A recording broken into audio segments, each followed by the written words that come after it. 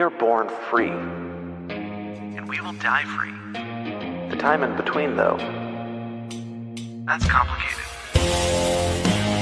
In that time, governments, institutions, and our egos will limit our ability to find true freedom in this life. These are real stories of real people overcoming the odds, persevering in justice, and unlocking their potential. Welcome to Finding Freedom. Here's your host, John Odermatt.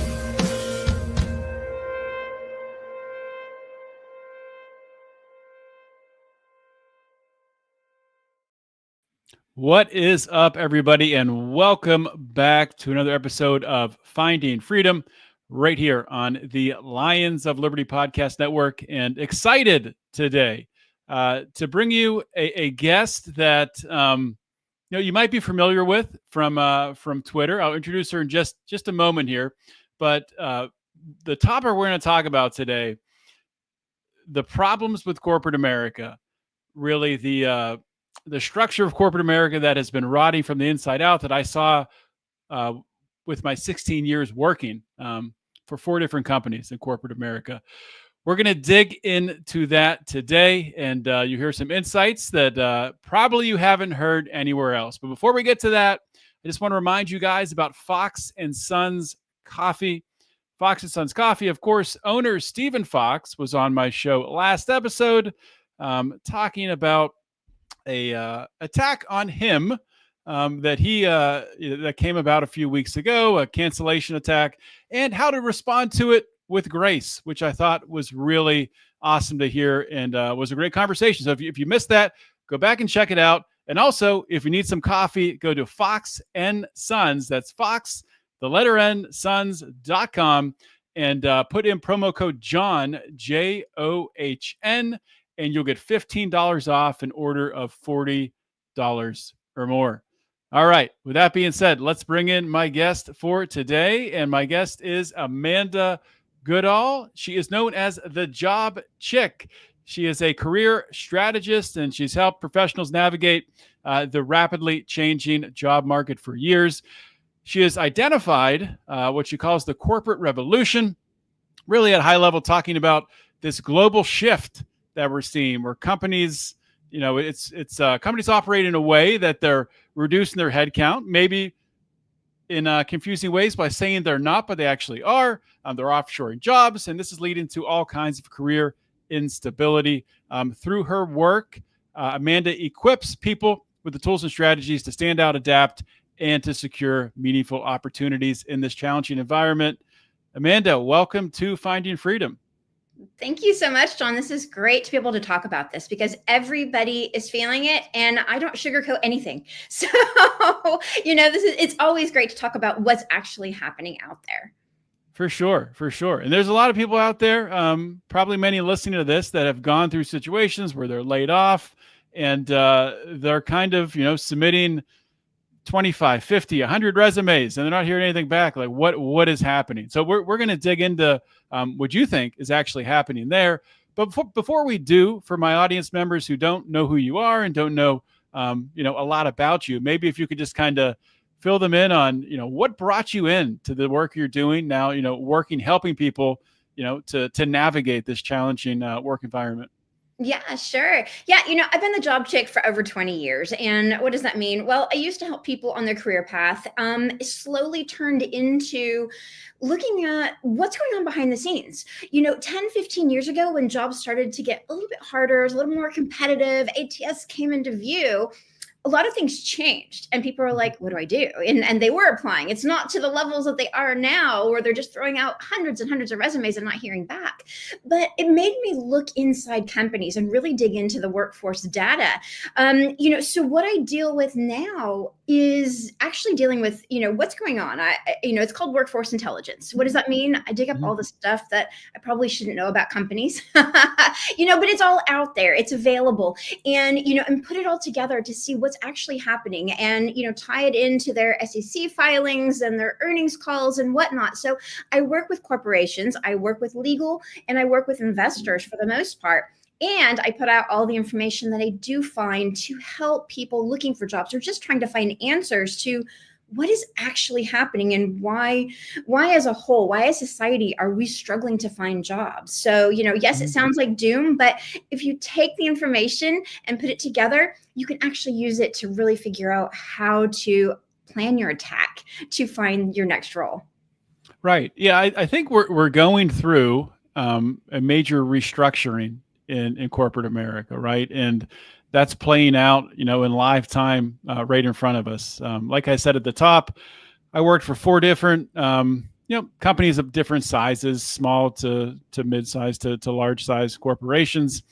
And, in my 16 years, I saw a change without a doubt throughout that time. Um, I definitely saw a lot more jobs that, as I've seen you talk about, it's more focused on the optics, rather than the actual output. Really, some jobs like, why are we doing that? I don't really see the value there. I'm not sure what's happening with that role. But what do you think is happening with corporate America right now? What is broken, or is it broken? Is this just a different way of doing business? It's a little bit of all of it. Let me put it in a nutshell. Companies are scaling margin. They're not scaling jobs. And so what we are seeing is amazing earnings. I mean, look at the market. It looks fantastic. The earnings calls, wow, they're doing great. They're improving CapEx, or they're just cutting back just a tiny bit, but what we do see is actually all of these jobs they're decreasing. The optics, like you mentioned, here's the fun fact, right? Here's a fun fact for you. Right before or right after earnings calls, depending on which way they're leaning, is when you're going to see a big increase of jobs being available to apply to for that certain company. I watch it all the time, and it kind of just depends on which way they're doing. And I try to listen to as many earnings calls as I can. I'm a total geek, I know, but you can hear a lot of things that they're going to say, and it's usually just like, oh yeah, let's go look and monitor how many jobs they have coming up. But there's a lot going on. Is it broken?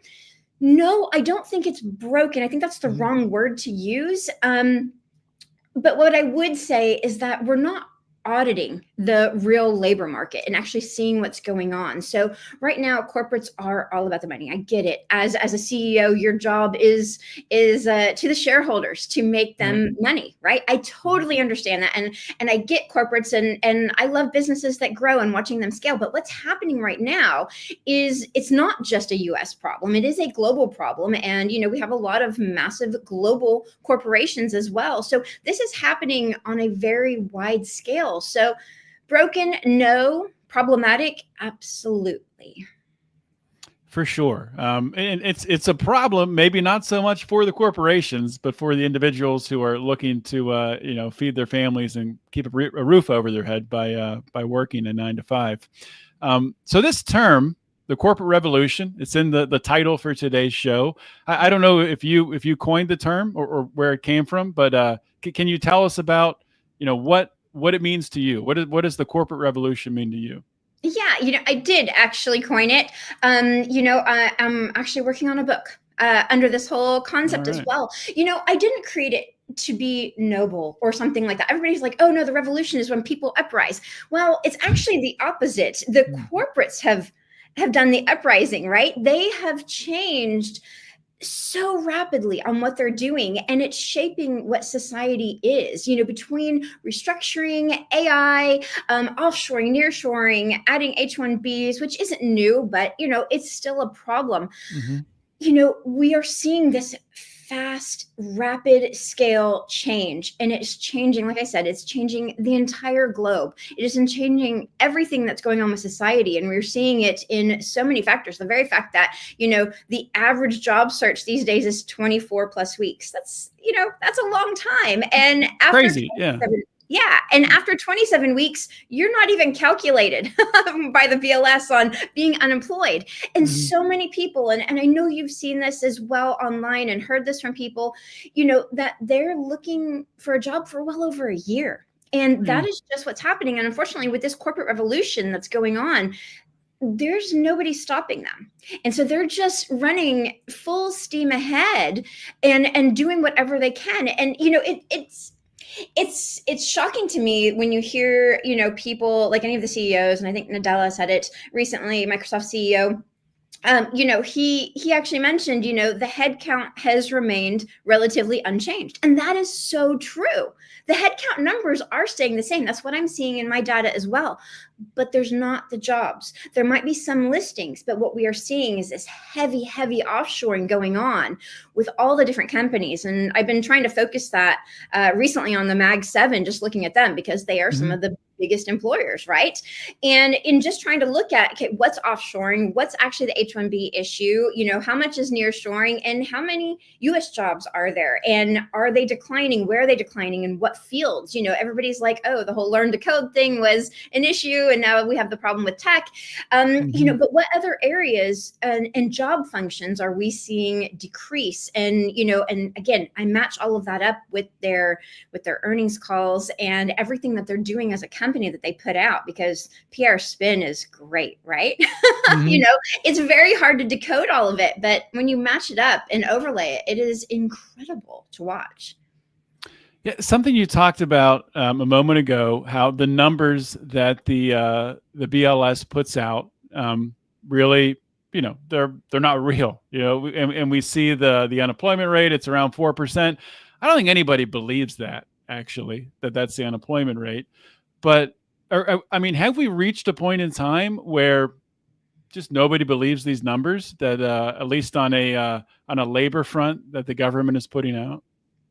Here's the thing. Nobody cares what the unemployment rate is if they are not able to get a interview for a job they are highly qualified for. End of the day. If you're trying to feed a family and you're not hearing back, there's something wrong, with everything. And I know Trump fired the BLS chief over everything, saying the numbers were rigged. Again, it doesn't matter. But what is coming to light is that the numbers probably aren't accurate.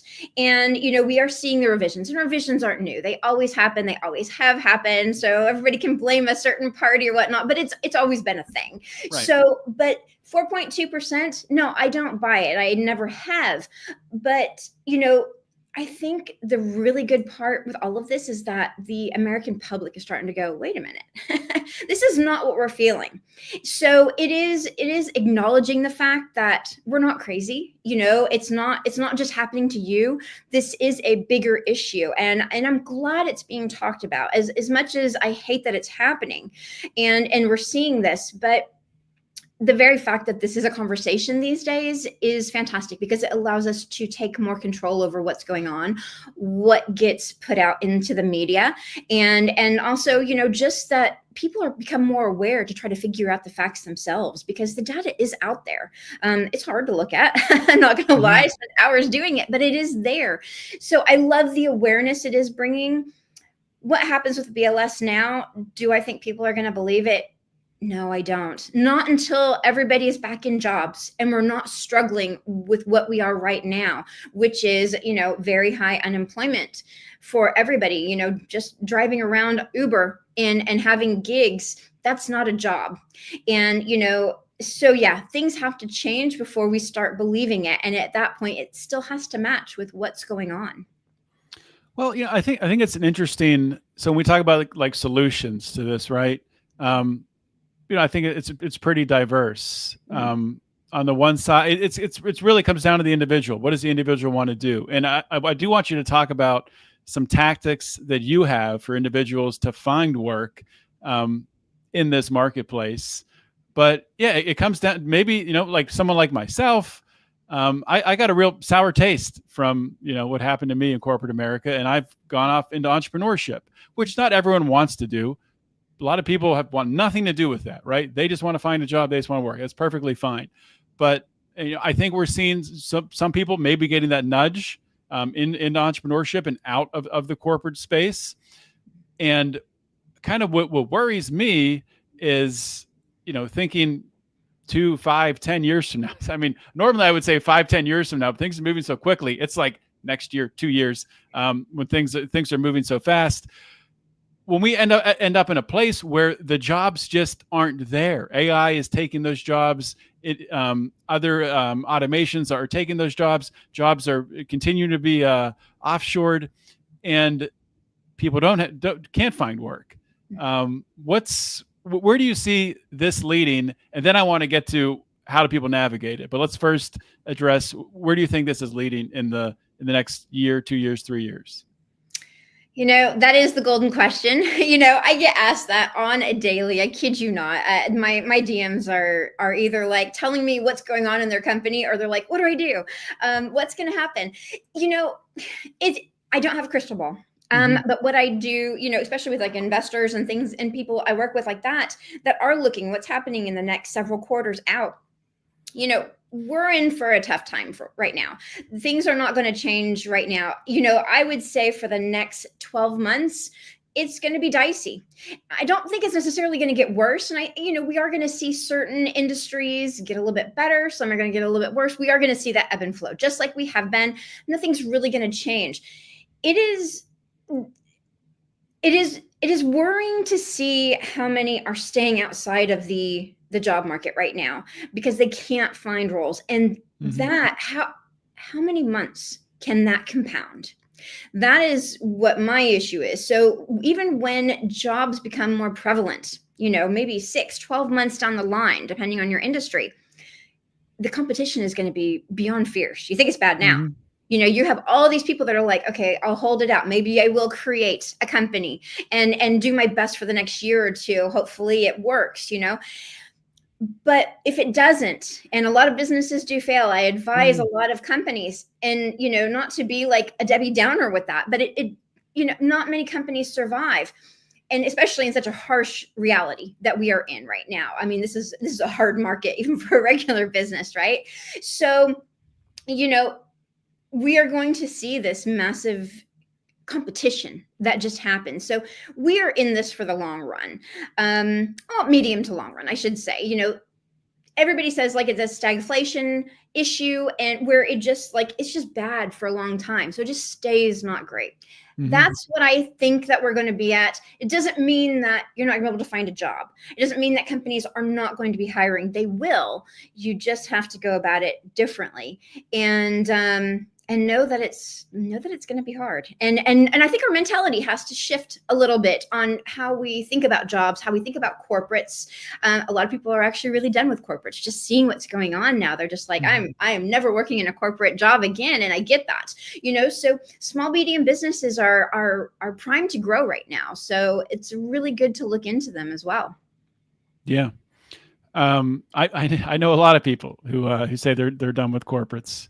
But people who do want to find a job right now, because there's a lot of people out there who they do want to find a job in, with a corporation.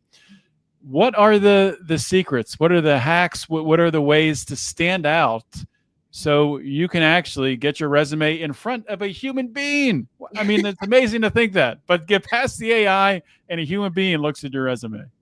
Congratulations if that happens. It's insane watching how ATS has really taken a hold over the years, and how just recruitment and HR is like developed. But that's another show for me to go off on.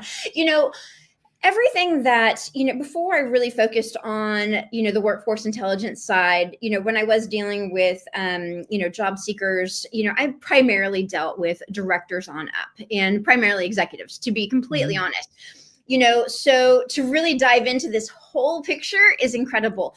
What I would say still holds today, and I still work with some, key executives on their careers, but the thing that people need to focus on is not networking. It's not just networking. I know we see it everywhere, especially on LinkedIn. They're always like, network. It is networking, but you have to do it before you're looking for a job. So if you are in a job, and you want to move out of that, maybe you don't like it, maybe it's toxic, maybe you just want to grow in your career, right? You need to start thinking of who you need to be speaking to. Look at the companies that are hiring, that have those pain points that you can solve for. Your history has to fit what they need, not just today, not what's on the job description, but where they're going. So this is a key thing to look at. Look at all their press releases, look at where they're going, listen to their leadership actually talking about where they're going in the future. How does that fit you? When you can find those companies, you can kind of zone in on those recruiters, those HR key leaders that you can start networking with, just to go, hey, I'm currently in a job. I love what you guys are doing. I don't know what you have available, but I would like to start talking to you and let me explain to you what I can do for a company. I know this is where you guys are going, blah, blah, blah. Really start doing that, because a recruiter at some, and I hear this all the time, someday they'll have a requisite that comes down to them that says, hey, we need this person to solve this problem. Go find them. If you're on their mind, they're going to reach out. And, I work with a lot of executive recruiters, and I know some really great ones. And they're just like, if I don't know you beforehand, don't come to me looking for a job. I'm going to come to you. So you have to be aware that the top recruiters are going to be looking for the ones that stand out, not just for resumes coming through. And, and I hate to say this, but, applying online, through all the job boards, whether it's Indeed, LinkedIn, Dice, whatever, that's soul crushing. You guys all know that. If you've done it, you know it. It's awful, especially today. Because you can apply for. And a lot of the jobs aren't even real, right? I mean, we are seeing that. I mean, the crazy stat is like 1 in 5 jobs are not real on there. Mm-hmm. That's huge when you think about the numbers. I know 1 sounds like it's small, but and I would also challenge those are probably not accurate. I would say it's probably 2 or 3 out of 5. So why? Let's unpack that for a minute. So why would a company do that? A lot of people think it's just to collect your data. I don't believe that's what it is. And overall, it's really wild to think that this is happening, because it costs so much to put a job out there, especially if it's not on your own company's career page, but you have the recruiters dealing with it, you have HR, you have all these people dealing with it. That's a lot of money.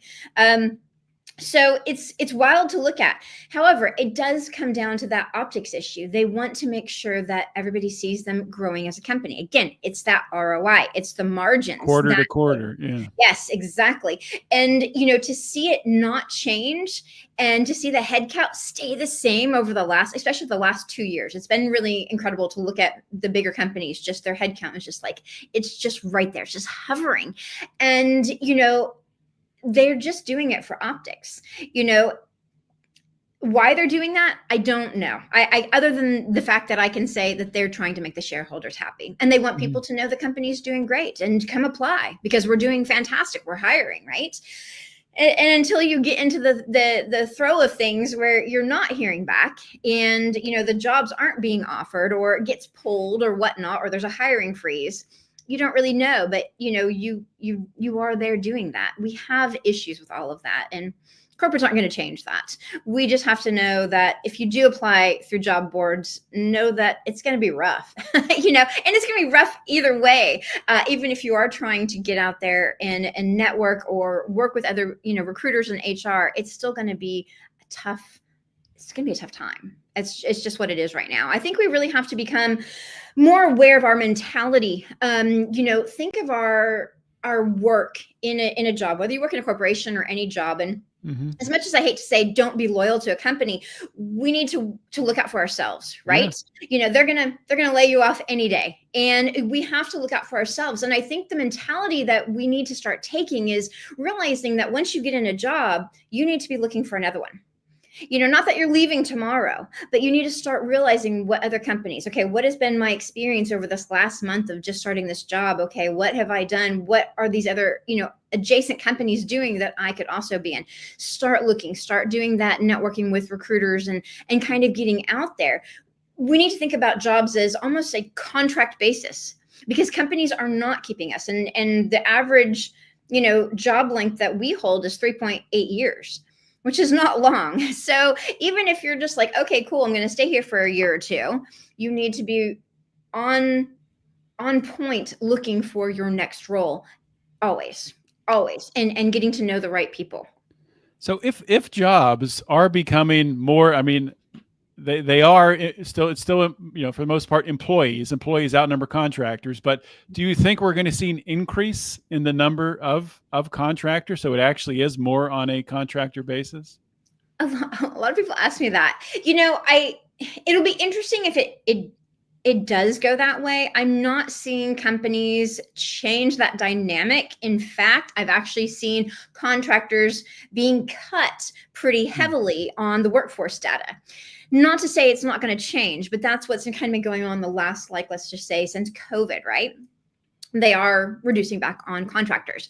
Will they realize that might be the way to go in the future? Yes, I think that is quite possible because, hey, if you're just a contractor, right, you don't necessarily need health insurance, and you Right. don't necessarily have to have all of this money that's behind HR. And I do see HR decreasing overall. So there is something happening. I mean, HR is always known to like just shift always. It is always like contracting and growing and stuff like that. But I am seeing an overall shrinkage, which is pretty interesting. So that could be on the mind of some companies. And I would say that's probably more tech more than anything, which is a big part of, the whole job market. So Right. it's quite a possibility. So we do need to think about it, but we have to remember, just as job seekers and as employees, you have to look out for yourself. And you have to do what's best for you, what's best for your family, because the unemployment numbers are not forgiving. Companies are just going to lay you off in seconds. I mean, the Microsoft thing one was 7 minutes on a call. Hi, goodbye, you're gone. Yeah. It's awful. You have to look out for yourself. And as long as we can take that mentality, utilize the negative information that I put out there, to realize what's actually happening at certain companies so that you're not applying to ones that you shouldn't because they are getting ready to do layoffs or whatnot. You can actually really build a strong path forward for your career. And I know that's hard to hear, especially for those that have been, out of a job for 8, 10, 12 months. The advice online is awful. Stop listening to it. Trust your gut. Trust your gut in what you're doing. And I'd say that's really going to help. So what's some of the awful advice that people should be avoiding? The tweaking your resume for every single job, it's not necessary. Build out one comprehensive document on your background. And again, this really comes down to focusing on what roles you want to go after. What are the companies you want to work at, whether they're small, medium, large, corporates, whatever. You have to know where you're aiming because their pain points are generally going to be the same. So you need to take that and look at your career history and really figure out, okay, what have I done? Where are all of my metrics? Where are all the cool things that I've done? All those conversations you're like, oh my gosh, I did this. This was a great project I worked on and we were able to achieve X for the company. That's what you need to be focusing on, especially as these companies are starting to go, oh, we're going to be focusing on this area or this kind of growth. Where do you fit in? Your resume should be super comprehensive. The only thing that you should be tweaking is at the job title and maybe a phrase or two just to really fit that company. That's it. Don't spend so much time doing that. And again, I think the other bad advice that I see all the time is just straight networking. Everybody's tired of it because you always get the, hey, I'd love to talk to you for 5 minutes. Hey, I'd love to pick your brain. No recruiter wants that. Not that it's not real, right? It's not authentic. Yeah. And I'm not a big fan of recruiters or HR, as everybody that follows me know. But, it is a case of don't be that annoying pest. They're doing their job. They're doing what they can. And unfortunately, that is what it takes. And certain levels, yes. If you're in a C-suite role, yes, obviously your networking is very, very different. And you are going to be working with an executive recruiter that is going to be talking to you and really going through all the details. But I would say that overall and just, the whole conversation I still see to this day, and I don't even understand why, is, should your resume be 1 page or 2 pages? This is not a thing. This is not a thing. This is just a thing that people write on LinkedIn. Stop obsessing about it. Put the relevant information on your resume for the jobs you are applying for, and only for the jobs that you're applying for. They don't care what you did 15, 20 years ago. They're looking at what you've done recently and how that will make them money. How do you solve their pain point? Focus on that and stop listening to all the really shady advice on LinkedIn. So in that vein, so what else from a job search, from a career search perspective, what else should we throw out today? Well, what else, when you hear of someone doing it, you're like, oh man, I can't believe people are still doing that. What else should people not be doing when they're looking for a job? Oh my gosh. Yeah, there's so many things. I think people feel like they need to give up after so long. And I get it. It's really, really hard. This is a tough job market. Don't give up. Like I said, trust your gut with how you're applying and how you're doing things. And, the more you can learn about companies, and I think that's one of the big failings of anybody that is trying to help job seekers. They don't tell them to learn about the companies. And I think that's a tragedy overall, and that's something that, my clients used to engage my services for, it just to really go, okay, what's actually happening? You don't want to apply to a company just to know that they're going to have layoffs in 3 to 6 months, but it's not publicly available knowledge. However, when you look at all the data behind the scenes, you can actually see that. That's what I track. That's what I do. So, you have to really know the company. So don't just apply to apply. The AI written resumes as well. We don't have enough time to go through my angst of that. But, they're not helping you. All you're doing is you're looking like everybody else. And anybody that is looking through resumes will tell you, I can spot those a mile away. You are not standing out. Yes, the writing might sound better than you can do, and that's great. But until you are developing them to actually look like you and actually read your career history, you're not going to stand out. I've actually had 2 tech people going after, I think it was like solutions engineer or something like that. And they both gave me the resume. And this was like in the course of like 2 weeks. This is why it stood out to me. They had the same bullet point on their jobs. They weren't at the same companies or anything like that. They had the same bullet point. It was like almost exactly, except for like 2 words. How many more are just like you? And it was written by AI, and they're like, how did you know? I'm like, well, it says these words. There's a lot of phrases. So that advice is really awful. And there's so many AI resume sites out there like, oh, and we'll apply to hundreds for you while you sleep. It's not getting you anywhere because it's not focused, and you have to be focused, and everything has to be exactly what that company needs at that given moment. So that needs to be our job search. And I used to always tell people, most of your job search is applying. It used to be that, right? We all know what that used to look like. And you just apply, you'd get back, you get interviews. It was great. It worked, right? Now the time that you spend looking for a job needs to be researching the company, researching what's really going on, who do you need to speak to, and things like that, and just developing the resume to actually look like you and your background.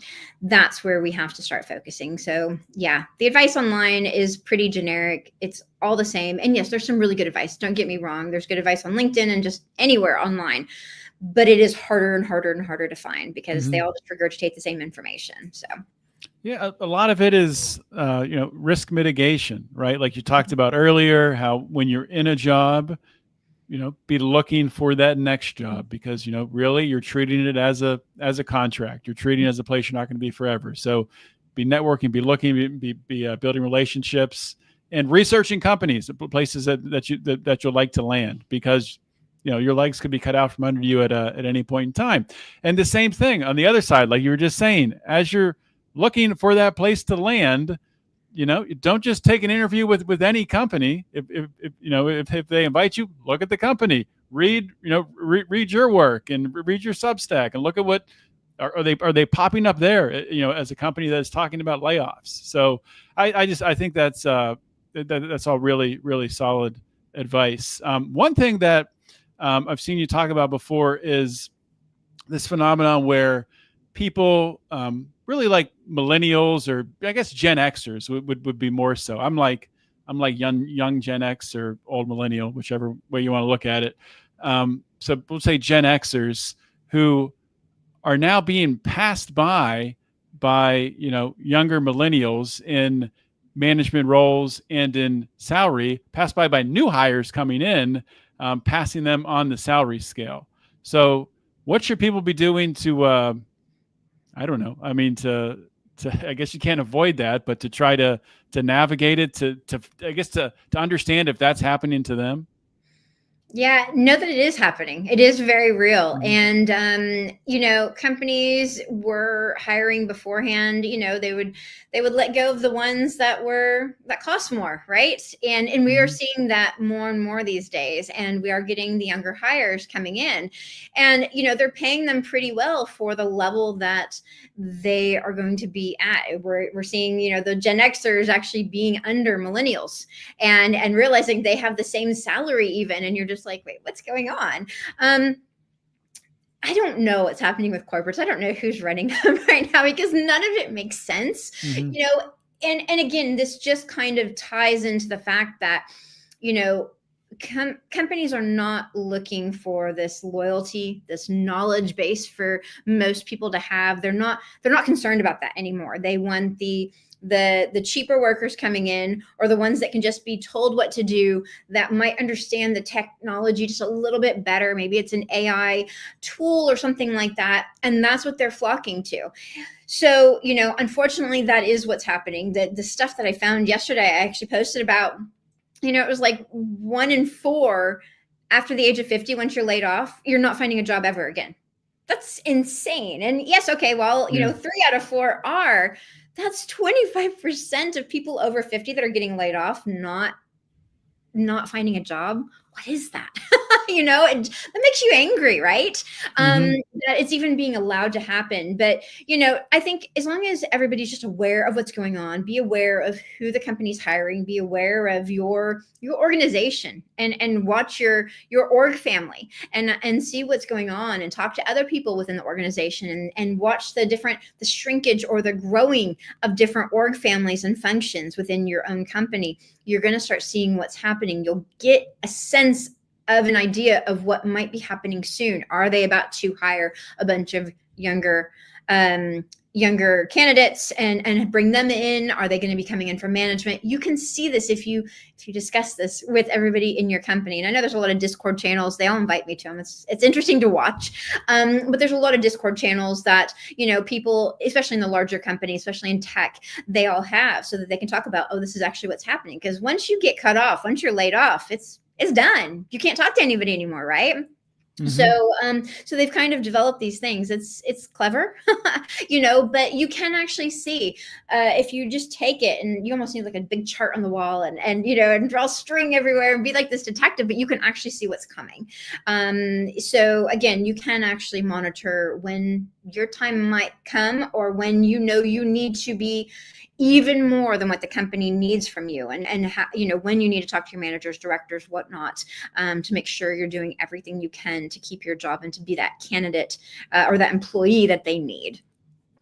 So a lot of the data that you're getting is coming from these underground Discord communities? No. That's No? a lot of sentiment. I look at it to overlay for fun. Okay. I see it that they've invited me on that. No. My data it comes straight from workforce data. Gotcha. There's a Yeah. lot of different alt data sources out there. I put it all together, and then you also have to look at it and you combine it, because they don't have to list their offshoring, for instance. They don't have to list nearshoring. They don't have to list any of this, right? Um, Mhm. so it is just, oh, this is our head count for the year. Ta-da. And then you can see it by org families when you look at different alt data. And it's trend line. It's not exact numbers, because companies don't have to publish that Mhm. ever. But it really works, and it's very strong. The very fact that I can predict layoffs 6+ months down the road tells you the information is all accurate. But you have to look, and you have to combine a bunch of data, and you just overlay and overlay and overlay until you get this full picture. So it's interesting to look at like the Discord channels, and just anybody that DMs me. I get sent stuff every day, like, oh, this is happening, oh, this is chatter. It's a lot of sentiment. There's a lot of chatter online, whether you're looking at Blind or the layoff, or Reddit, or anything like that. Take all of that with a grain of salt. If everything that was online was actually happening, we'd be in a way worse situation than we are. So don't read that and go, oh my gosh, the sky's falling. It's not that bad. It's bad, but it's not that bad.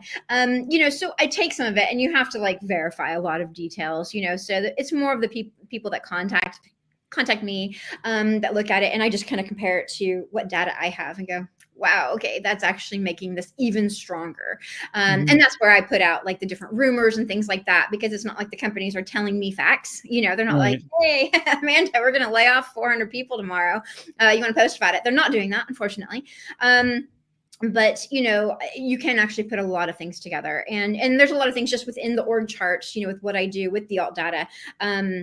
Just watching it and just knowing what I've known over the last 20 years, you can actually see, okay, if they're shrinking this department, this is happening. Or if they've just hired really big in this department, this is what's about to happen. And you have like a 30 to 60 day window when that's going to be announced. And it's like spot on every time. Companies, it's the same playbook. It's the same playbook. I don't know which management company went in there and gave them all the same playbook, but it's the same,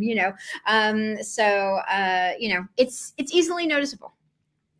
So one more question, and I know what you talked about, people looking for jobs. They should be looking for the type of companies they want to work for, the roles they want to have. But say a young person were to come to you, maybe someone just out of college, or maybe they're just going into college, or they're deciding what they want to do, and they said, Amanda, you're an expert in the corporate space. You understand how the job market works.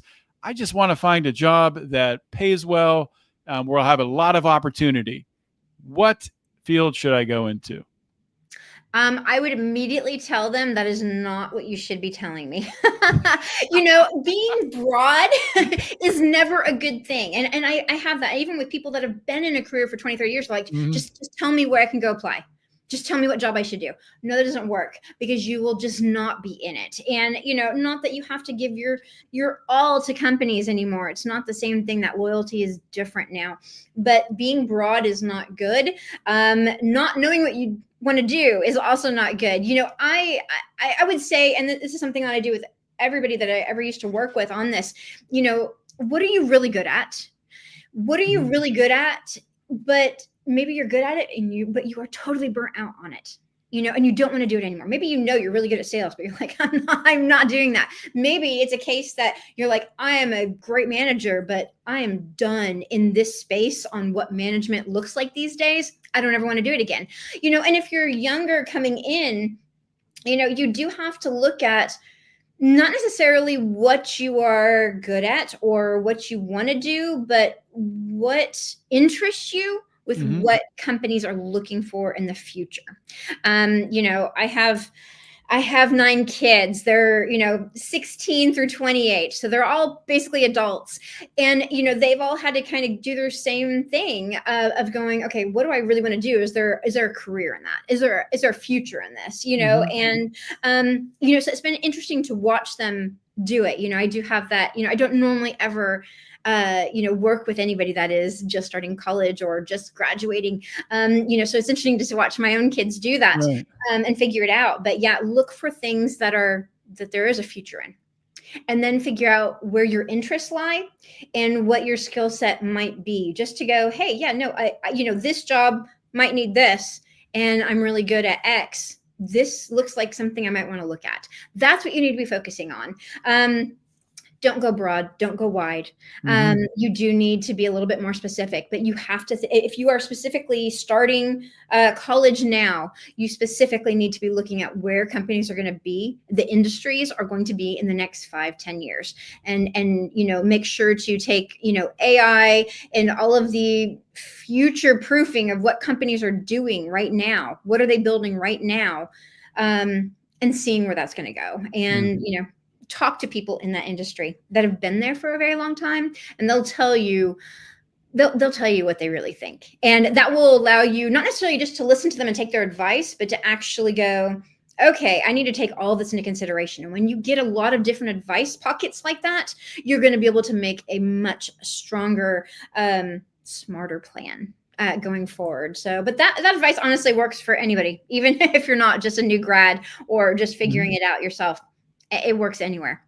Yeah, I was expecting an answer like that. I didn't think you were gonna answer what I actually asked. But that was a great answer. Thank you for that. Yeah. I want to be respectful of your time, but before I let you go, can you tell people where they can find your work?